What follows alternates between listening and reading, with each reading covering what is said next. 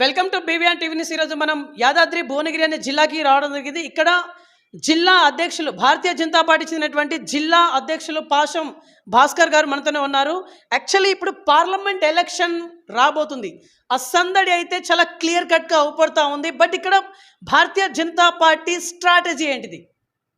ఎన్ని సీట్లని కైవసం చేసుకోబోతున్నాం అవుట్ ఆఫ్ 17 స్టేట్ లెవెల్లో చూసుకుంటే? సో జిల్లా అధ్యక్షులు గారు మనతోనే ఉన్నారు. సో ఎట్లాంటి ఇన్ఫర్మేషన్ ఇవ్వబోతున్నారు కొంత తెలుసుకునే ప్రయత్నం చేద్దాం. నమస్తే సార్, బాగున్నారా? ముందుగా మీరు వరంగల్ నుంచి వచ్చి మమ్మల్ని ఇంటర్వ్యూ చేసుకుంటున్నందుకు మీ బీవీఆర్ టీవీకి నమస్కారం, ధన్యవాదాలు. సార్, ముందుగా మీకు కంగ్రాచులేషన్స్ తెలియజేస్తా ఉన్నాం. ఎందుకంటే మీరు ప్రెసిడెంట్గా ఒక అప్రాక్సిమేట్లీ ఒక 20 రోజులు అవుతా ఉంది. ఆ పర్టికులర్ హోదాలో మీరేం చేస్తూ ఉన్నారు? పార్టీ మొత్తం కొత్త కమిటీలు వేయటం, పార్టీ రాష్ట్ర పార్టీ ఇచ్చిన ప్రోగ్రామ్స్ను చేయటం అనేది ఇప్పటి వరకు జరుగుతుంది. పార్లమెంటు ఎన్నికల కోసం అనేకమైనటువంటి కార్యక్రమాలు, పార్టీల ప్రజల వద్దకు పోయి ప్రజా సమస్యల పరిష్కారం కోసం భారతీయ జనతా పార్టీ నిత్యం కృషి చేస్తుంది. దాన్నే ఎజెండాగా చేసుకొని పార్టీ ఇక్కడ గెలుపు కోసం మేము తీవ్రంగా ప్రయత్నం చేస్తున్నాం.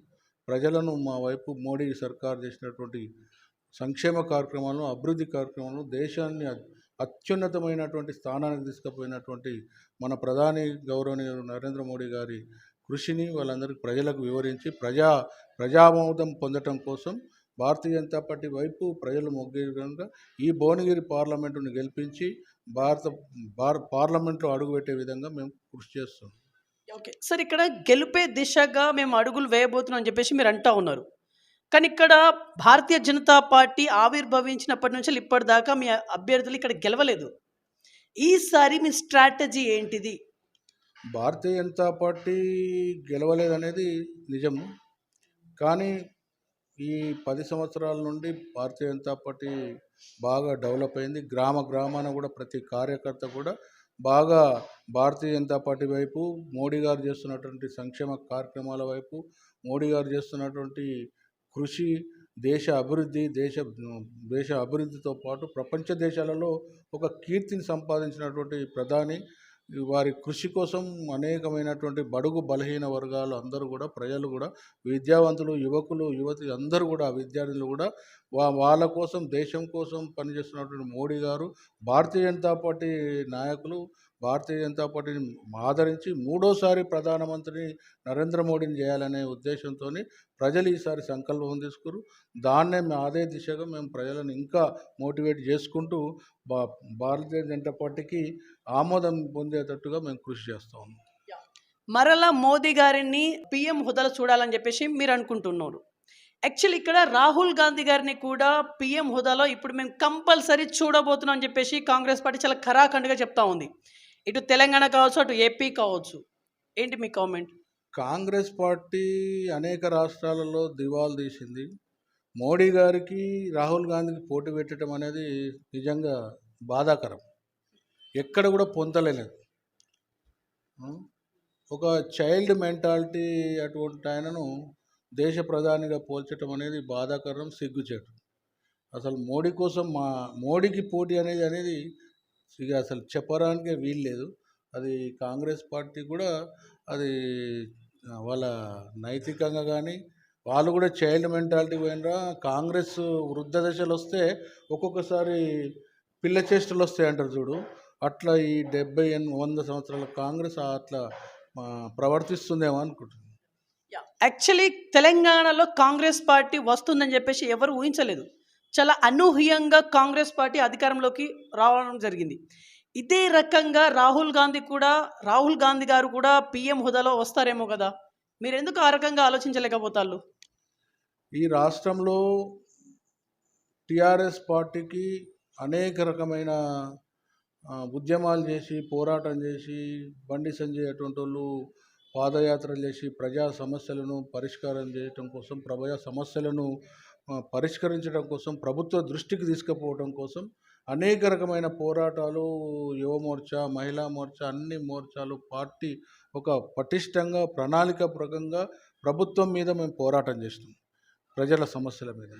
కానీ దురదృష్టవశాత్తు కొన్ని కారణాల వల్ల అనుకోని పరిస్థితులలో, మాకు అధికారం రావాల్సిన పరిస్థితులలో అనుకోని రీతిలో వీళ్ళు ప్రజలను మభ్యపెట్టి ప్రజలను వాళ్ళ ఆర్థిక స్థితిగతులు తెలవకుండా, ఫైనాన్షియల్ సిస్టమ్ లేకుండా, యువత భవిష్యత్తుతో ఆటలాడుకునే విధంగా 6 గ్యారంటీలు అనేది మభ్యపెట్టే విధంగా చేసి, వాళ్ళను సంక్షేమ పథకాలు అంటున్నారు కానీ దేశ ఆర్థిక కానీ రాష్ట్ర ఆర్థిక పరిస్థితులను కూడా వాళ్ళు ఆలోచన చేయకుండా చేసిండ్రు కాబట్టి కొంత ప్రజలు వాళ్ళ మీద విశ్వసనీయత ప్రదర్శించారు కాబట్టి వచ్చింది. కానీ నిజానికి భారతీయ జనతా పార్టీ ఈ రాష్ట్రంలో అధికారంకు రావాల్సి ఉండే. మేము పోరాటం చేసినాం. అవినీతి కేసీఆర్ మీద అనేకమైనటువంటి ఉద్యమాలు చేసి జైళ్ళ పాలయ్యింది భారతీయ జనతా పార్టీ నాయకులు, కార్యకర్తలు. Okay sir, Bharatiya Janata party ఆవిర్భవించినప్పటి నుంచి మీరు పార్టీని అంటుపెట్టుకొని ఉన్నారు. ఒకే ఒక పార్టీ బీజేపీ, అందులోనే ఇప్పటిదాకా స్టిల్నా ఉన్నారు మీరు. సార్ యాక్చువల్లీ మీ యాదాద్రి భువనగిరి జిల్లా వరకే మనం మాట్లాడితే ఎట్లాంటి మైనస్లు ఉన్నాయి సార్ మీకు? అంటే మీ అభ్యర్థులు గెలవకపోవడాన్ని ఎట్లా చూస్తున్నారు? ఎట్లాంటి మైనస్లు ఉన్నాయి ఇక్కడ? భారతీయ జనతా పార్టీ కొత్తగా మొన్న జిల్లాలు అయినప్పుడు అంతకుముందు కూడా చాలా నల్గొండ పార్లమెంట్ ఉన్నప్పుడు మేము నెక్ టు నెక్ కూడా వచ్చినాం ఇక్కడ. గౌరవనీయులు ఇంద్రసేనారెడ్డి గారు తక్కువ మార్జిన్తో కూడా పోయినరు. తర్వాత జిల్లాకు వచ్చిన తర్వాత కూడా మేము ఇంద్రసేన్ రెడ్డి గారు మళ్ళీ చేసినప్పుడు కూడా మేము 2 లక్షల పైచిల్ 2 లక్షలు దాదాపు 2 లక్షల ఓట్లు కూడా తెచ్చుకున్నాం. అనివార్య కారణాల వల్ల కొంత మళ్ళీ తక్కువ ఓట్లు రావడం జరిగింది. మాకు అప్పుడున్న సమస్యలలో గ్రామీణ ప్రాంతాలలో భారతీయ జనతా పార్టీ అంత విస్తరించకపోవడం, ప్రజలు మమ్మల్ని ఆదరించకపోవడం వల్ల మా కార్యకర్తలు అనేక రకమైనటువంటి కృషి చేసినా కూడా ఈ అధికార దుర్వినియోగం చేసి ప్రజలను మభ్యపెట్టి వాళ్ళు ఈ భువనగిరి పార్లమెంట్ నుంచి గెలిచింది తప్ప మేము మా పార్టీ కార్యకర్తలు కానీ మా పైన ఉన్న ప్రజలు మా డిసిప్లిన్ కానీ మేము చేసే కార్యక్రమాలకు కూడా ఆకర్షితులైనరు. కానీ మేము పోటీ ఇవ్వలేదనే ఉద్దేశంతో ఆల్టర్నేటివ్ వేరే పార్టీలకు గెలిపించారు తప్ప మేము ఎప్పుడు కూడా బలహీనంగా లేము. ఓకే సార్, ఈసారి కంపల్సరీ మీరు ఇక్కడ ఈ పార్లమెంట్ సీట్ని కంపల్సరీ కైవసం చేసుకోబోతున్నారా? స్టేట్లో అన్నీ వదిలేయండి, ఈ భువనగిరి పార్లమెంట్ ఒక్కటే చెప్పండి, దీన్ని పక్కగా మీరు గెలవబోతున్నారా? భువనగిరి పార్లమెంట్ను మేము పక్కా గెలుస్తున్నాం, జెండా ఎగరేస్తున్నాం. మోడీ గారు చెప్పినటువంటి 400 సీట్లలో భువనగిరి పార్లమెంట్ సీటు కూడా ఉంటుంది అనేది మీకు ఘంటాపదంగా చెప్తున్నాం. ఓకే సార్, ఒక ప్రెసిడెంట్ స్థాయిలో మీరు కొనసాగుతా ఉన్నారు గత అప్రాక్సిమేట్లీ 20 రోజుల నుంచి. యాదాద్రి భువనగిరి జిల్లా ప్రజానికానికి ఇప్పుడు ఏమైనా చెప్పుకోవాలనుకుంటున్నారా? యాదాద్రి జిల్లాలో మేము పార్టీ ఇంకా ఇప్పుడు పార్లమెంట్ ఎన్నికల దృష్టిలో బాగా కృషి చేసి ఇంకా ఎక్కువ పార్టీ కార్యకర్తలను పార్టీ ప్రజలలోకి తీసుకుపోవాలని మేము కృషి చేస్తాం. ఓకే సార్, యాక్చువల్లీ 6 గ్యారంటీస్ అనేది అమలు పరచడం అసాధ్యం అని చెప్పేసి మీరు కూడా అన్నారు ఇందాకే. ఇక్కడ ఆల్రెడీ 2 గ్యారంటీలు కంప్లీట్ అయిపోయాయి, ఇంకా రిమైనింగ్ 4 ఉన్నాయి. అవి కూడా ఈ 100 డేస్లో కంపల్సరీ బరాబర్ చేస్తామని చెప్పేసి రేవంత్ రెడ్డి గారి ఒక స్టేట్మెంట్ రీసెంట్గా స్టేట్మెంట్లో చెప్పడం జరిగింది. ఏం చెప్తారు? 6 గ్యారంటీలు ఈ పార్లమెంట్ ఎలక్షన్స్ దాకా చేస్తారు. వాళ్ళకు కూడా మేము భారతీయ జనతా పార్టీ మా రాష్ట్ర శాఖ నాయకులు కూడా అనేక సార్లు చెప్పిండ్రు. వాళ్ళకు కూడా సమయం ఇవ్వాలని, సమయం ఇస్తున్నాం. ఆ 6 గ్యారంటీలు చేయాలని మేము కోరుకుంటున్నాం. ఫెయిల్ అవుతారని మేము అనలేదు, కోరుకుంటున్నాం చేయాలని, అమలుపరచాలి. మీరు ఇచ్చిన మేనిఫెస్టోలు ఇచ్చిన 6 గ్యారంటీలను తప్పక నెరవేర్చాలని మేము భారతీయ జనతా పార్టీ పక్షాన కోరుతా ఉన్నాం. ఓకే సార్, యాక్చువల్లీ మీకు ఒక 40 సంవత్సరాల రాజకీయ అనుభవం ఉంది, అప్రాక్సిమేట్లీ ఒక 40 సంవత్సరాలు. సార్ మీరు అప్పటి రాజకీయాలని చాలా ప్రత్యక్షంగా వస్తున్నారు కాబట్టి ప్రస్తుత రాజకీయ వ్యవస్థ పైన మీ కామెంట్ ఏంటి? ఎందుకంటే తెలంగాణలో ప్రజెంట్ చెప్పుల సంస్కృతి స్టార్ట్ అయిపోయింది. ఒకళ్ళనొకళ్ళు చెప్పులు చూపించుకొని మరీ తిట్టుకునే పరిస్థితి ఇప్పుడు ప్రజెంట్ నడుస్తూ ఉంది. ఒక సీనియర్ మోస్ట్ నాయకుడిగా మీ కామెంట్? మేము 40 సంవత్సరాల నుంచి ఒక క్రమశిక్షణ గల కార్యకర్తగా భారతీయ జనతా పార్టీకి కట్టుబడి సిద్ధాంతానికి లోబడి ఈ రాజకీయ పార్టీలో నేను కొనసాగుతున్నాం. అప్పుడు నైతిక విలువలకు అన్ని రాజకీయ పార్టీలలో కూడా నైతిక విలువలు కట్టుబడి పార్టీ కోసం పనిచేసిన వాళ్ళు అనేకమైనటువంటి ఉద్యమాలు చేసి త్యాగాలు చేసిన వ్యక్తులు మా పార్టీతో పాటు ఇతర పార్టీలలో కూడా ఉన్నారు. మేము అదే విధంగా కంటిన్యూ చేస్తున్నాం. మీరు అన్నట్టుగా చెప్పుల సంస్కృతి అనేది టీఆర్ఎస్ పార్టీ, కాంగ్రెస్ పార్టీ ఇంకా కొనసాగుతుంది. వాటికి దూరంగా ఉండాలి. అటువంటి కల్చర్ను మనం యువతకు అట్లా ప్రోత్సహించొద్దు అనేది భారతీయ జనతా పార్టీ వాళ్ళందరూ కూడా కోరుతుంది, హితవు చెప్తున్నది. మేము ఒక నైతిక విలువ గల బాధ్యత గల రాజకీయ పార్టీగా మేము పనిచేస్తాం. యువతకు స్ఫూర్తిదాయకంగా ఉంటాం. ఒక గొప్ప పార్లమెంటులో ప్రజాస్వామ్యక విధంగా మేము పోరాటం చేస్తాం. ఆ విధంగానే కొనసాగుతాం. ఓకే. సార్ ఒక అధ్యక్షుల స్థాయిలో మీరు కొనసాగుతా ఉన్నారు కాబట్టి, ఇక్కడ మీ జిల్లా యువతకి ఇప్పుడేం చెప్పాలనుకుంటున్నారు? ఎందుకంటే ఇక్కడ యువత అనేవాళ్ళు చాలా మేజర్ ఇంకా. వాళ్ళు తలుచుకుంటే అవ్వందంటూ ఏముండదు. సో, యువతకు మీరిచ్చే సందేశం ఏంటిది? ఇప్పుడు పార్లమెంట్ ఎలక్షన్స్ రాబోతుంది.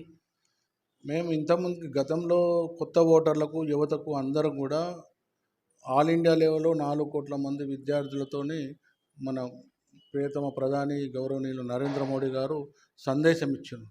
ఈ దేశం కోసం మీరు ఈ ఓటును ఉపయోగించుకొని మా కోసం కాదు, దేశం కోసం, మీకోసం ఈ ఓటును ఉపయోగించుకోవాలని మేము కోరుతా ఉన్నాం. విద్యార్థులందరూ కూడా ఈ దేశ భవిష్యత్తు కోసం, ప్రజాస్వామ్యాన్ని కాపాడటం కోసం మీరందరూ కూడా ముందుకుండి భారతీయ జనతా పార్టీకి మీరు మద్దతిస్తారనేది కూడా మేము కోరుతా ఉన్నాం. ఓకే. సార్ నేను చాలా ఇంటర్వ్యూలలో మీ పార్టీ నాయకులు నాతోని చెప్పడం జరిగింది. ఇక్కడ ఎట్లాంటి మీటింగ్స్ ఏర్పడ్డా కూడా మాకు సరైన ఇంటిమేషన్ అందట్లేదని జెప్పేసి. మరి మీ ఆధ్వర్యంలో ఎట్లాంటి మీటింగ్స్ జరిగినా కూడా అందరికందరు ఇంటిమేషన్ అది అందుతా ఉందా మరి? సీనియర్స్‌కి కావచ్చు, జూనియర్స్‌కి కావచ్చు, ఇట్లా భేదాభిప్రాయాలు లేకుండా ప్రతి ఒక్కళ్ళకి ఇంటిమేషన్ అనేది ఇస్తా ఉన్నారా మీరు ప్రతి మీటింగ్‌లో? భారతీయ జనతా పార్టీలో ప్రతి ఒక్కరికి కొన్ని మీటింగులు కొందరికే పరిమితం ఉంటాయి. నాకు కూడా కొన్ని మీటింగ్లు అలౌడ్ ఉన్నాయి. కొందరికి కొన్ని మీటింగ్లు ఉన్నాయి, వాళ్ళకే సూచన ఇస్తారు. కొంత తెలవని వాళ్ళు, కొంత కొత్తగా పార్టీలోకి వచ్చిన వాళ్ళు, పార్టీ మీద అవగాహన లేకుంటే వాళ్ళకి ఏంటంటే అన్ని మీటింగ్లకు మనం రావచ్చు పోవచ్చు అన్నట్టు ఉంటుంది. పార్టీ సిస్టంలో ఒక స్థాయిలో కొందరిని పిలుస్తారు, ఒక స్థాయిలో కొందరిని పిలుస్తారు. అందరూ అవకాశం ఉన్నప్పుడు అందరికి ఇస్తాం. ఎవరికి మీటింగ్ అలౌడ్ ఉందో వాళ్ళకు తప్పకుండా సూచనిస్తాం, ఆహ్వానిస్తాం, పిలుస్తాం. పార్టీ క్రమశిక్షణతోనే పనిచేస్తుంది. ఎక్కడ కూడా ఇప్పటివరకు అటువంటిది లేదు.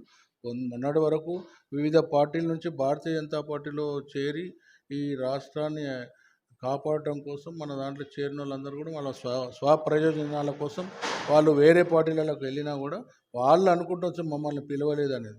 ఈ పార్టీకి ఒక సిస్టమ్ ఉంటుంది. ఆ సిస్టమ్ ప్రకారమే పార్టీ పనిచేస్తుంది. ఓకే. ఇప్పుడు పార్లమెంట్ ఎలక్షన్ బరిలో దిగేందుకు మీ పార్టీ నుంచెలే ఒక ముగ్గురు, నలుగురు పేర్లు అయితే వినిపిస్తా ఉంది ఇక్కడ భువనగిరి పార్లమెంట్ నుంచి. సార్ మీరు ఎవరికి సార్ ప్రియారిటీ ఇవ్వబోతున్నారు ఈ ముగ్గురు, నలుగురులో? మేము భారతీయ జనతా పార్టీ మా క్యాండిడేట్ ఆల్రెడీ ఉన్నాడు. ఆ క్యాండిడేటే కమలం పువ్వు గుర్తు. కమలం పువ్వు గుర్తుకే ఓటేస్తాం. ఆయనే మా క్యాండిడేట్. పేరు మెన్షన్ చేయండి. పేరు మేము భారతీయ జనతా పార్టీ సింబల్ కమలం పువ్వు గుర్తు. కమలం పువ్వు గుర్తే మా క్యాండిడేట్ మా అఖిల భారత పార్టీ నిర్ణయం చేస్తుంది. అప్పుడు క్యాండిడేట్ అవుతాడు. మేము ఈ జిల్లా ప్రెసిడెంట్గా నేను అందరు కూడా కార్యకర్తలంగా అందరం కూడా మేము పార్టీ విస్తరణ కోసం ప్రజలు మాకు మద్దతు ఇవ్వాలి, ఆశీర్వదించాలి అనే ఉద్దేశంతో కమల పువ్వు మీద ఓటేయమని మేము గ్రామాన మేము పోతున్నాం. ఇప్పుడు కూడా అదే పీరియడ్లో ఉన్నాం. గావ్ చలో కార్యక్రమం ఉంది, గావ్ చలో ఘర్ ఘర్ పిరో అనే కార్యక్రమం ఉంది. దాంట్లోనే మేము కమలం పువ్వు గుర్తే మన క్యాండిడేట్. ఎవరైనా క్యాండిడేట్ కావచ్చు. ఈ ప్రజాస్వామ్య దేశంలో మా పార్టీలో అత్యంతంగా ప్రజాస్వామ్యం కలిగిన పార్టీలో చాలామంది దరఖాస్తు పెట్టుకుంటారు. వాళ్ళందరూ కూడా ఎవరైనా పెట్టుకోవచ్చు. అందరూ కూడా పార్టీలో ప్రజల కోసం పనిచేస్తానికి ప్రజలకు పోతారు. వాళ్ళ చూసి పార్టీ కూడా ఒక నిర్ణయం చేసి క్యాండిడేట్ను నిర్ణయిస్తుంది అనేది. లాస్ట్ టైం అంటే రీసెంట్గా జరిగినటువంటి శాసనసభ ఎలక్షన్స్ సార్ ఇక్కడ భువనగిరి నియోజకవర్గం నుంచి మీరు ఇక్కడ ఆస్పిరెంట్ ఎమ్మెల్యే అభ్యర్థిగా కూడా కొనసాగిళ్ళు, మీరు దరఖాస్తు కూడా పెట్టుకున్నటువంటి పరిస్థితి. టికెట్ అనేది మీకు రాలేదు, తద్వారా మీరు నిరుత్సాహపడ్డారు అప్పుడు ఆ పర్టికులర్ టైమింగ్స్లలో? భారతీయ జనతా పార్టీ ఎమ్మెల్యేగా చేయాలని నేను పార్టీ ఇచ్చిన పిలుపు మేరకు దరఖాస్తు పెట్టుకున్నాను. నేను ఒక క్రమశిక్షణ గల కార్యకర్తగా ఇన్ని 40 సంవత్సరాల నుంచి పార్టీ సిద్ధాంతం కోసం పనిచేసి అనేక ఉద్యమాలలో విద్యార్థి సమస్యలు, కార్మిక సమస్యల కోసం పనిచేసి బడుగు బలహీన వర్గాల కోసం పనిచేసినటువంటి వ్యక్తులం. భారతీయ జనతా పార్టీలో మేము అందరం కొనసాగుతున్నాం. నాతో పాటు చాలామంది కూడా అప్లై చేసుకున్నారు.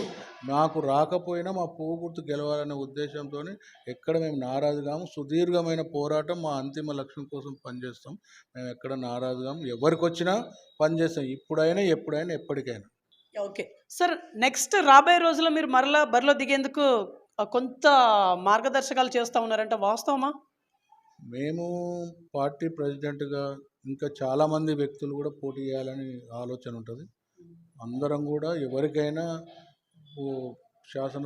సభ్యుడిగా పోటీ చేయాలనే ఆలోచన వాళ్ళందరూ కూడా మేము ఎంకరేజ్ చేస్తాం. మాకు పార్టీ అందరు చేసినట్లు మేము కూడా చేస్తాం. మాకు అవకాశం ఇస్తే తప్పకుండా అందరిని కలుపుకొని ఒకటే ఇప్పుడు మీకు చెప్పినట్టే మా ఏజెండాని కమలం పువ్వు గుర్తుగా కమలం పువ్వు క్యాండిడేట్గా మేము పోటీ చేస్తాం. అదేవిధంగా పనిచేస్తాం. నాకు మళ్ళొకసారి రాకపోయినా ఎవరికి వచ్చినా కూడా పనిచేస్తాం. యాక్చువల్లీ జిల్లా అధ్యక్షులైన స్థాయిలో కొనసాగే ప్రతి ఒక్కరు తన మార్కును చూపించాలనే యోచనలో ఉంటారు. ఏదో ఒకటి చేసి తన మార్కును చూపించే యోచనలో ఉంటారు. ఇప్పుడు మీకున్నటువంటి పర్టిక్యులర్ ప్రెసిడెంట్ అన్న స్థాయిలో ఇప్పుడు మీరు ఎలాంటి మార్కును చూపించాలనుకుంటున్నారు? ముఖ్యంగా భారతీయ జనతా పార్టీని ఇంతకుముందుకు అన్నట్టుగా యువకుల ఫ్యాక్టరీగా మేము తయారు చేయాలనుకుంటున్నాం. యువకులందరూ విద్యార్థులందరూ కూడా భారతీయ జనతా పార్టీలో చేరి ఈ దేశం కోసం ధర్మం కోసం పనిచేయాలనే ఏకైక లక్ష్యంతో పనిచేస్తున్నాం. గ్రామీణ ప్రాంతాలలో ఉన్నటువంటి వాళ్ళకు కూడా పార్టీలో క్రియాశీలక పాత్ర వహించి ఉద్యమాలలో జాతీయత కోసం పనిచేసి పార్టీ అభివృద్ధి కోసం పనిచేయడం కోసం మహిళా శక్తిని రూపించడం కోసం మేము బాగా కృషి చేస్తాం. అదే సంకల్పంతో అన్ని వర్గాలను కలుపుకొని మేము పార్టీ డెవలప్మెంట్ చేస్తాం. ప్రజలలో తీసుకుపోవడానికి కృషి చేస్తాం. Okay sir, Congress party already అధికారంలోకి ఉంది. అట్ ద సేమ్ టైం ప్రతిపక్షంగా బీఆర్ఎస్ పార్టీ ఉంది.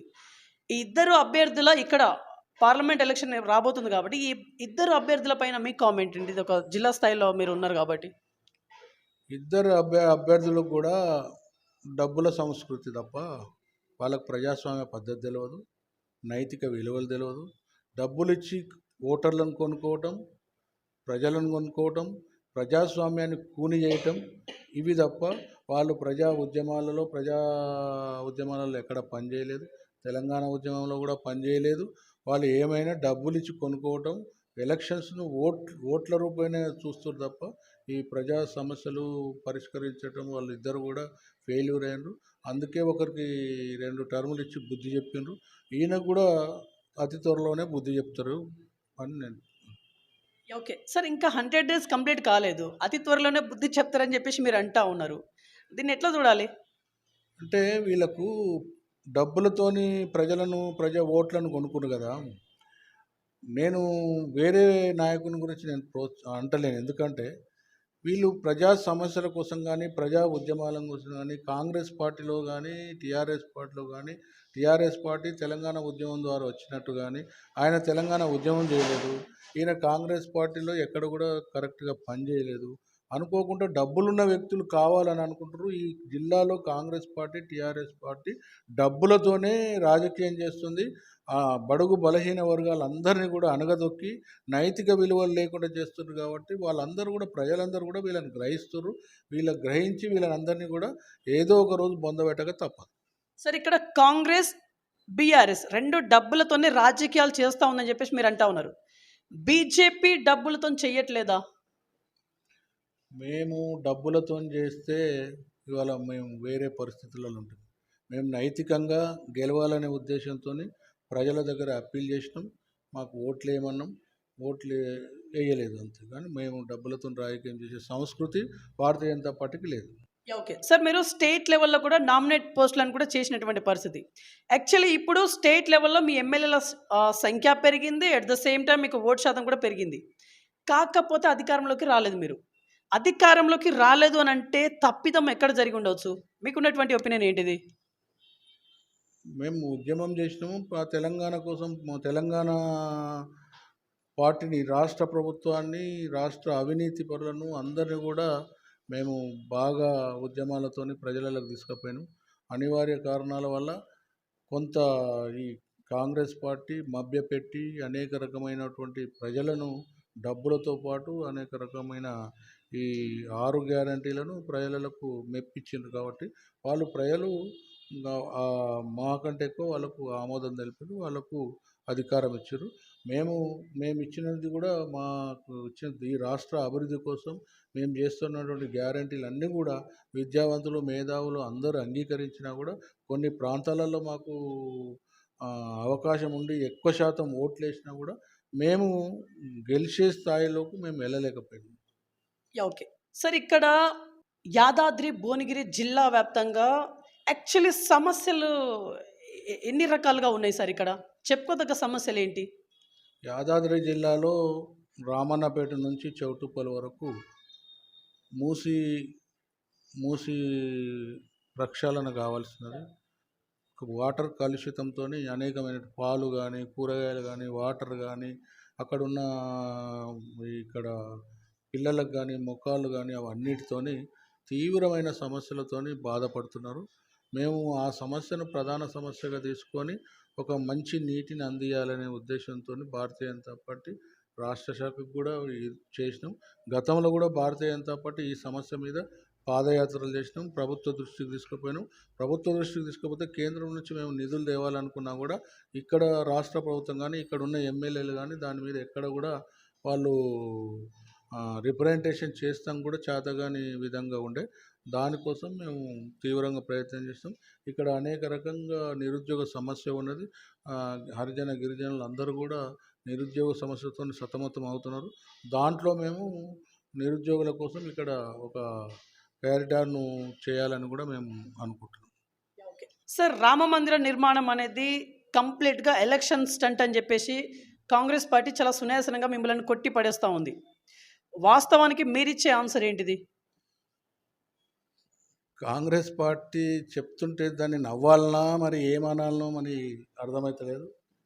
3 దశాబ్దాల నుంచి అనేక మంది రామభక్తులు రామ మందిరం కావాలి, రాముని జన్మస్థలంలో బాలరాముని విగ్రహం కావాలని రామభక్తులందరూ ఎంతోమంది లక్షల మంది ప్రాణాలు కోల్పోయినరు.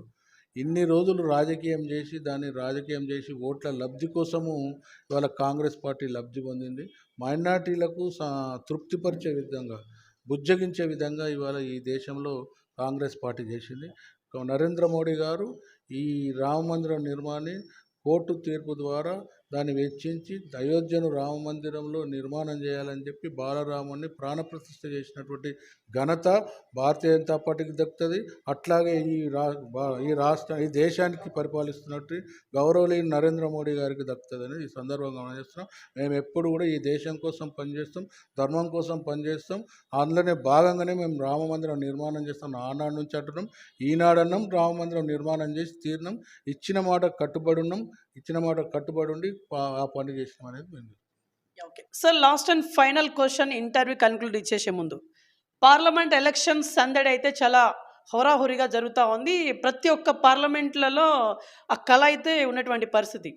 సో ఒక జిల్లా స్థాయి అధ్యక్షులైన స్థాయిలో మీరు కొనసాగుతూ ఉన్నారు కాబట్టి యావత్ ప్రజానికానికి, అంటే మీ జిల్లా ప్రజానికానికి ఇప్పుడు ఏమైనా చెప్పి ముగించాలనుకుంటున్నారో ఫైనల్ వన్? ఇక భారతదేశం ఎట్లయితే అభివృద్ధి చెందుతుందో మా జిల్లా కూడా అభివృద్ధి చెందాలి, మా యువత కూడా అభివృద్ధి చెందాలి, ఉద్యోగ అవకాశాలు కూడా కలవాలి, విద్యావంతులు కలగాలి, మా అన్ని గ్రామాలు డెవలప్ కావాలి, అన్ని రోడ్లు డెవలప్ కావాలి అనే ఉద్దేశంతో మేము ప్రజలందరినీ కూడా అప్పీల్ చేస్తున్నాం. భారతీయ జనతా పార్టీ నరేంద్ర మోడీని మరొకసారి ప్రధానమంత్రిగా చూడటానికి భారతీయ జనతా పార్టీ భువనగిరి పార్లమెంటు సభ్యునిగా కమలం పువ్వు గుర్తు నుంచి ఓటు వేసి గెలిపించాల్సిందిగా ప్రజలందరూ కూడా విజ్ఞప్తి చేస్తాం. రైట్. సో చూశారు కదండి, ఇది వాళ్ళ ఇంటర్వ్యూ. నెక్స్ట్ మరొక ఇంట్రెస్టింగ్ మరి ఇంపార్టెంట్ అవుతాం మేము చూస్తున్నాను. BVR TV news. Until then bye, take care.